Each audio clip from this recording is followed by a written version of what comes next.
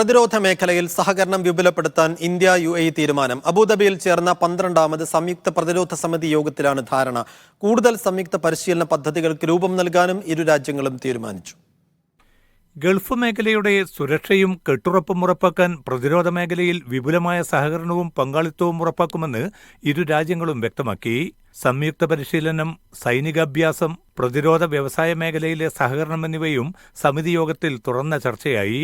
പ്രതിരോധ വിദഗ്ധരുടെ പരസ്പര വിനിമയത്തിനു പുറമെ ഗവേഷണ രംഗത്തും അടുത്ത സഹകരണം ഉറപ്പാക്കും.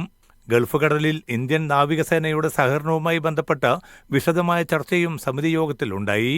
നിശ്ചിത മേഖലകളിൽ പരിശീലന പരിപാടികൾ ആവിഷ്കരിക്കാൻ ഇരു രാജ്യങ്ങളും വ്യക്തമായ പദ്ധതികൾക്ക് രൂപം നൽകും.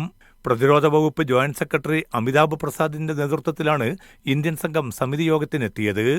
Brigadier general Jamal Ibrahim Muhammad Al Mazrouei UAE സംഘത്തെ നയിച്ചു.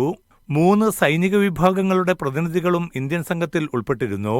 2006 സംയുക്ത പ്രതിരോധ സഹകരണ സമിതിക്ക് ഇരു രാജ്യങ്ങളും ചേർന്ന് രൂപം നൽകിയത്.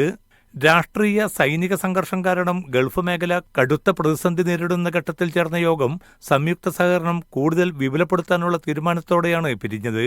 Media 1 Abu Dhabi.